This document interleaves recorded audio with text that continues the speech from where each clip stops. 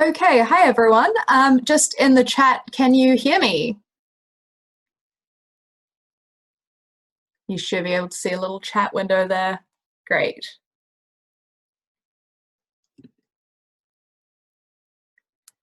Fantastic. Just wait for confirmation from one or two more people there.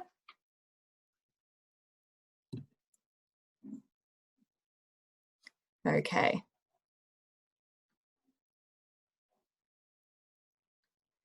Okay.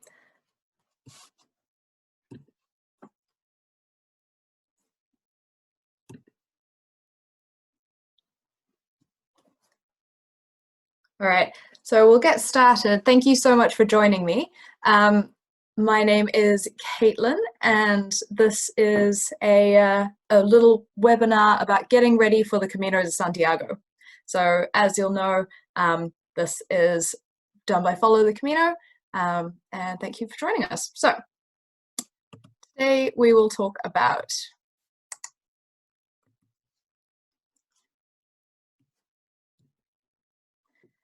we'll do a quick overview of who we are and what we do as a company. Then we'll talk about getting ready for your Camino. And at the end, we'll have extra time for a Q&A. Oh, someone else coming in. Hi there. Okay, so we are going to be talking, as I said, about who we are and what we do, how to get ready for your Camino, and a Q&A. If you have any questions throughout, just pop them into the chat and we will chat about those at the end.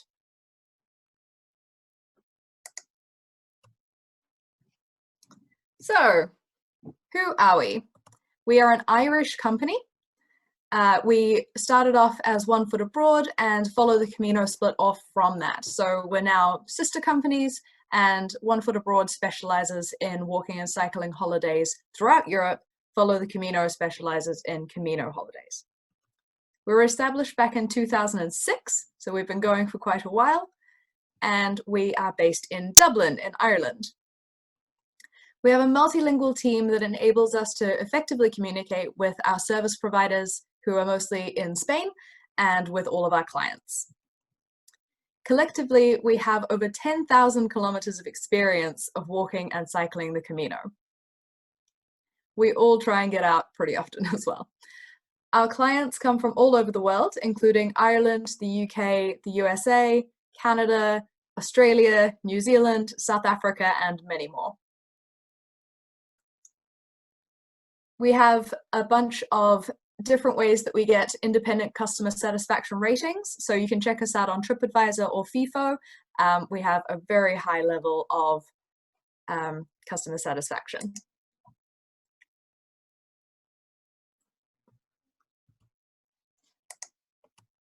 We also have an extensive network of hotels and service providers. We work very closely with our hotels and service providers to make sure that they are offering exactly the services we want, and we work with them to make sure that they have incredible service offerings. Finally, you will work with a dedicated Camino planner when you book with us, and they will tailor the Camino to your needs. Their experience and expertise means that we can make every Camino the perfect one for you.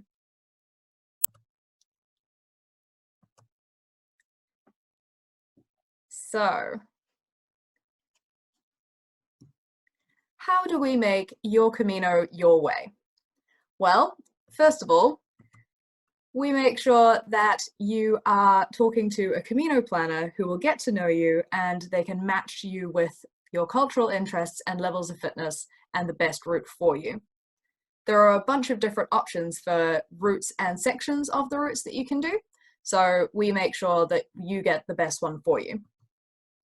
We also make sure that we carefully select hotels and accommodation based on comfort, facilities, character, as well as the services that are provided by the staff. We look for the best locations so that they're close to the Camino and easy to find. Luggage transfer is probably one of the main reasons that people choose us. It's a standard part of all of our packages, and it means that we transfer your main luggage while you're walking or cycling to your next stop. This means that you can travel nice and light and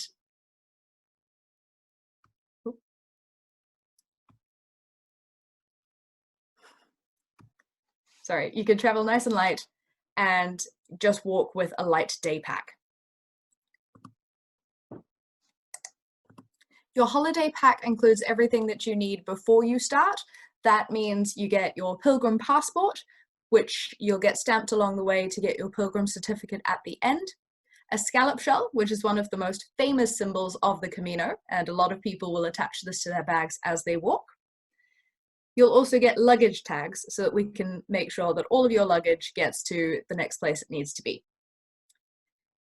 In our client area, which you'll also get access to, you'll be able to see online information on your road book for whatever section you're doing, as well as useful information for the whole Camino. Finally, we provide support the whole way through your journey. That means before you start, during your trip, and after your trip. Whilst on the Camino, you have access to our 24/7 emergency support phone number, which you can use for any issues along the way. So, getting ready for your Camino. This is two parts. First of all, training for your Camino, and then closer to the time, packing for your Camino. The Camino is for all fitness levels. Some will take longer than others, but everyone will get there in their own time. Most of us don't walk for multiple hours every day, so we will need to get our bodies used to it. The more training you do before you go, the better, and you'll appreciate it when you're there because it'll help you to really get to know your body and know when you need to take breaks. In Ireland, we actually also run Camino training walks throughout the year, so you can come along to some of those and those will help you get an idea of pace. We'll talk through various different pieces when you're there. So keep an eye on our website and social media for those.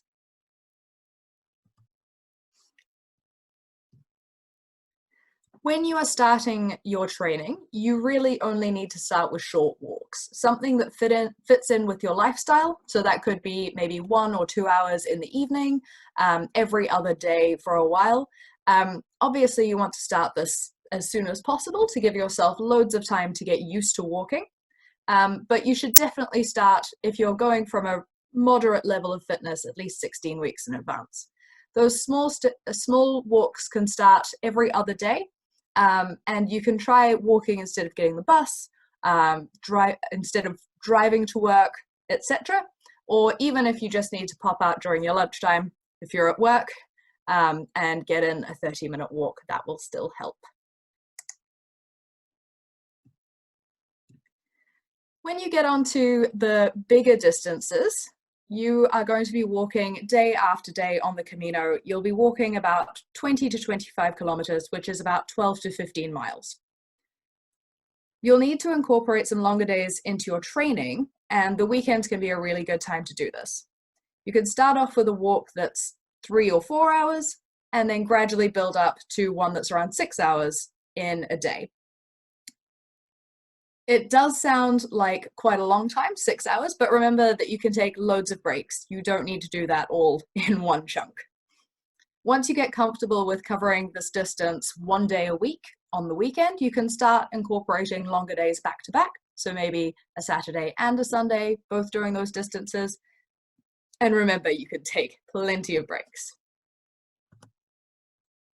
When you're training, it's very important to be training on a combination of terrain. The Camino will have you walking on roads, dirt tracks, forest paths, flatlands, and hilly terrain sometimes.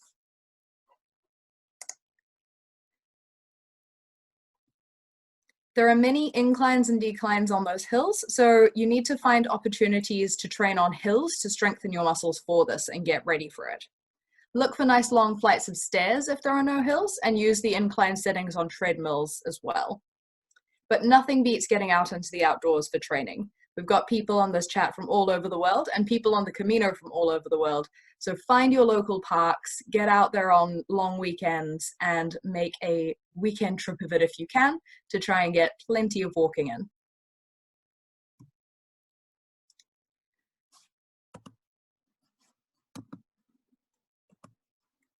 In terms of gear, you will want to be training in your gear. This helps you to break in your hiking shoes and your boots before you go. Trust me, this is absolutely vital for happy feet the whole way along.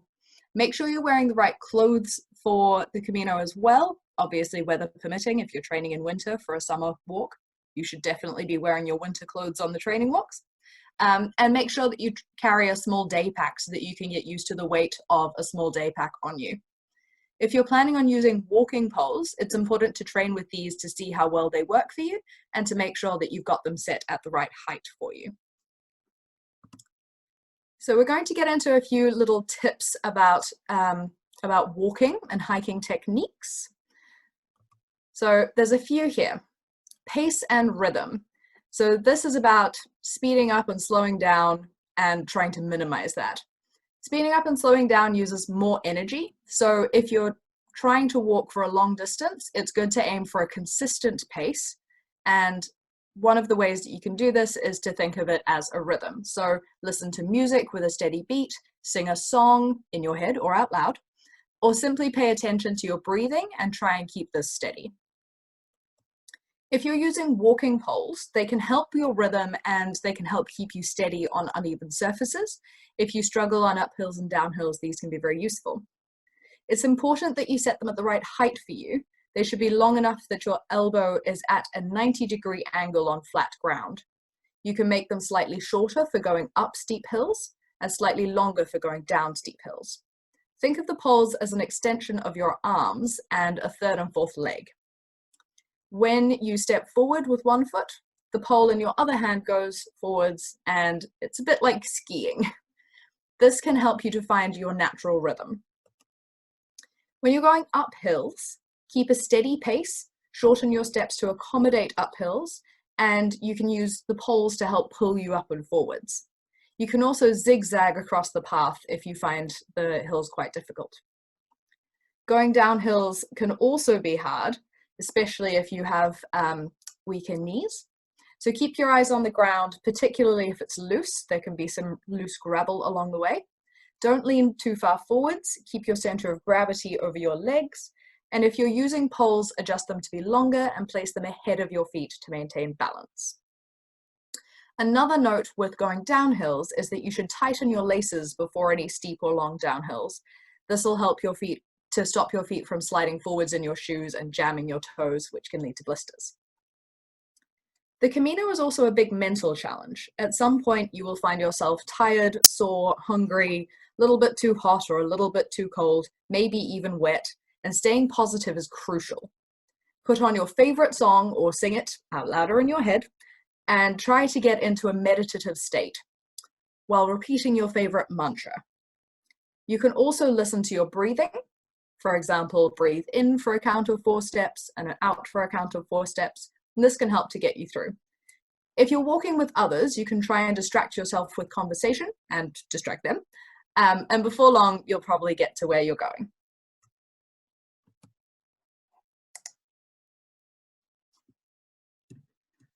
All right, so finally, when it comes to the training along the way, in terms of building up your endurance, we have a training plan that's available on our website, and we'll also send you a copy of this after the presentation. It goes for 16 weeks, and this is just to get that pace going so that you can start from, as you can see, 1 hour on Saturday, 1 hour on Sunday, all the way through to being able to walk decent amounts, which is what you'll be expecting on the Camino.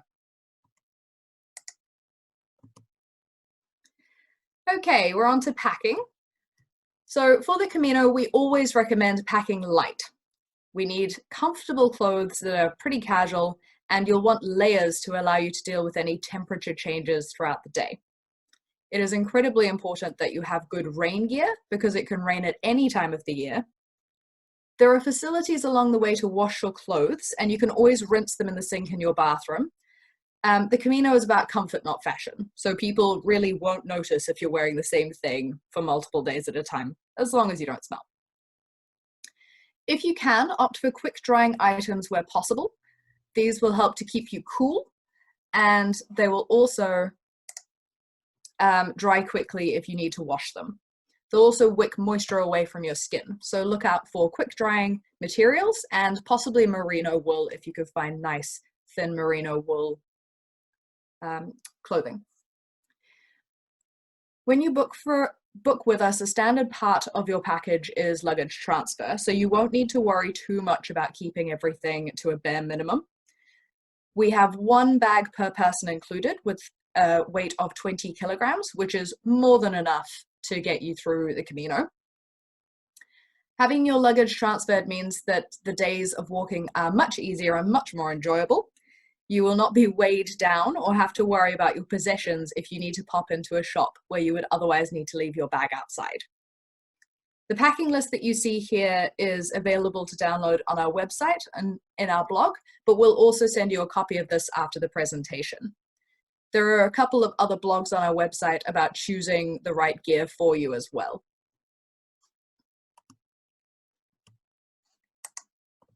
Going into a bit more detail about packing, here are a couple of the essentials that we recommend people take. It goes without saying that you need your walking shoes or boots with you, but we often recommend that you take a second pair of shoes so that you can give your feet a rest from wearing the same pair every single day.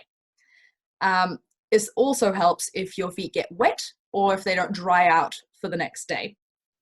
Flip-flops and sandals are another one that is an absolute must-have for the evenings because they allow your feet to breathe and dry out after being stuck in a shoe or boot all day. This can help to reduce blisters as well. A quick drying hand towel can be really handy to dry your hands or your feet after you've dipped them into the cool water. Lip balm is absolutely vital because your lips can become chapped from heat, the sun, the wind, or even dehydration. It's important to look for one with sun protection as well. Reusable water bottles are very important on the Camino. There's no need to buy water when you are on the Camino. You can do your bit for the environment and use a reusable water bottle. Tap water is perfectly safe to drink along the Camino and in Spain, and there are loads of water fountains along the way for pilgrims. You can bring a bit of travel laundry detergent with you, which is great for rinsing out your socks or tops in your room. And you can actually find solid detergent bars, which are compact and concentrated and won't leak in your bag. Finally, snacks. If you are a fussy eater or if you have dietary restrictions, it can be very useful to bring a few snacks from home. However, you can also pick them up along the way as you'll be going through plenty of towns and different sized villages along the way where you'll be able to grab some snacks.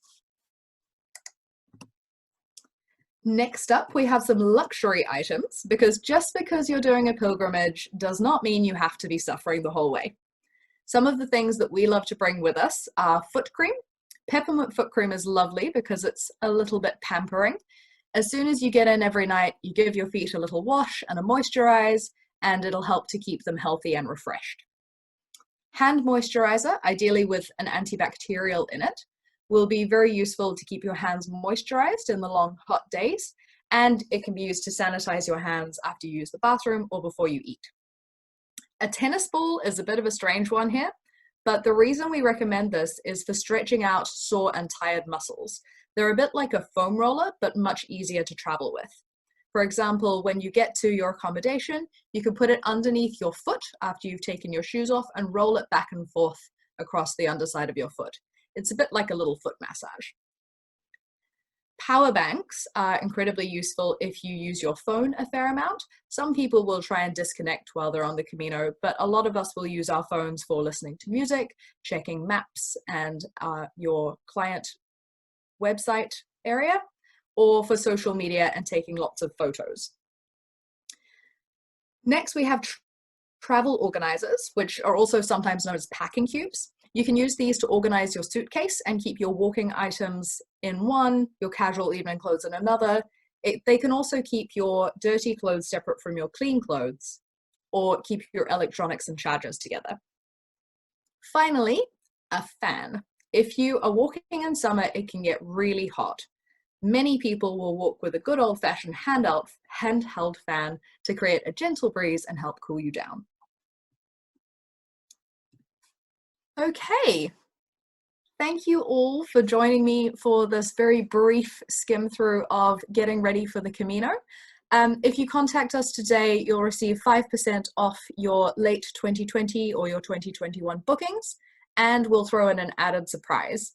When you are booking, use the code Camino Webinar, and we'll make sure that you get those discounts there as well. You can also email us there, and you can call us. I'll make sure that those numbers are available without the flags blocking them shortly. So I'm going to jump over to the chat and I will answer your questions.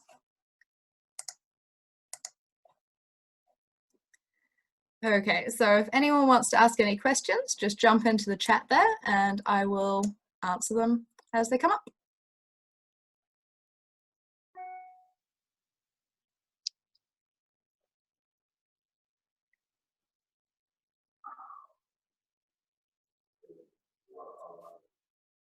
Okay, so we've got a question in there about transfers to and from local airports.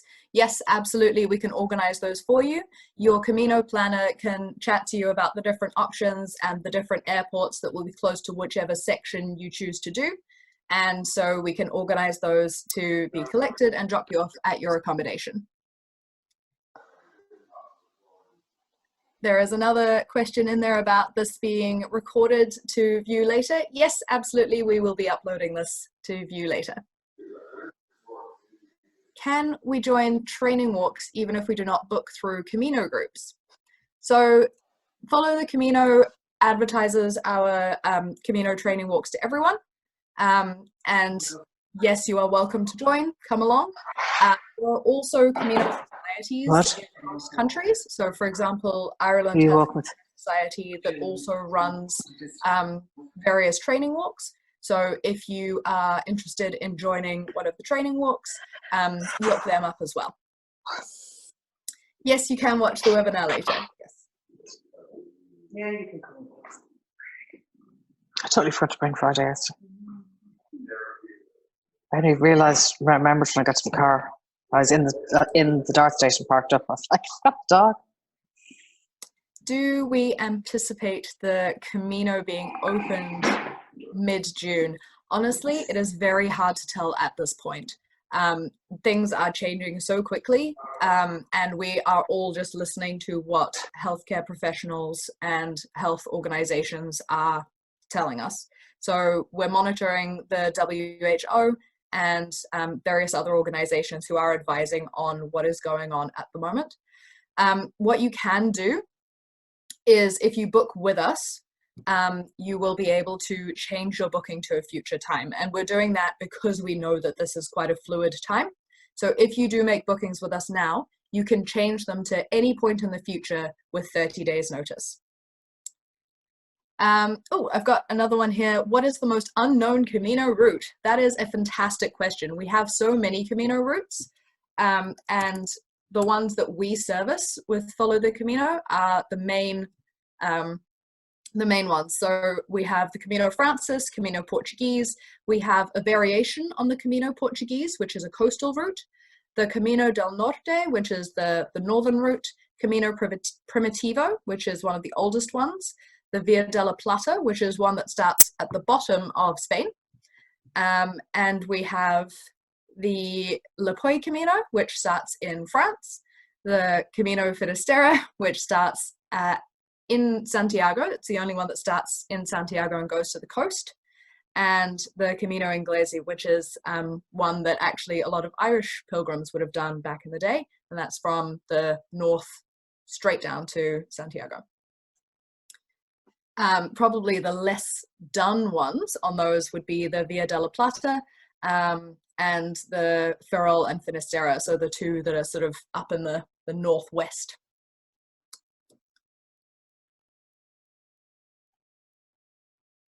Okay. Is there anyone walking right now? There are some people who will still be on the Camino. Our clients are not on the Camino at the moment. We obviously can only give advice to our clients, and we can say follow the latest advice from the World Health Organization and the authorities. And at the moment they are saying you should not be on the Camino for the most part. So there are plenty of services there to support people who are on the Camino, and you can look those up online as well. We have a blog that has information about various different pieces of the Camino and support around them at the moment. The webinar will be put up onto our YouTube channel, and we'll also be sharing links to it through our website and through our social media. So make sure that you follow us on social media for more uploads of webinars and things like that. Okay, what is the toilet situation along Surya to Santiago? So along the way, there are quite a few towns that you can stop at. However, it is recommended that you have a roll of toilet paper with you in case you do need to pop behind a bush. There are loads of different places that you can stop, as I said, but there will be some stretches that don't have a bathroom. It really depends how long you can hold it.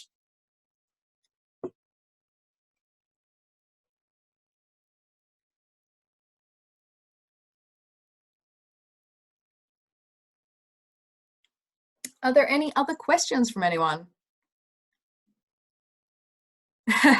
Yes, we do try and avoid having to pop behind a bush, but it is something that may happen. You're out in the middle of relatively quiet areas, so hopefully it won't be an issue.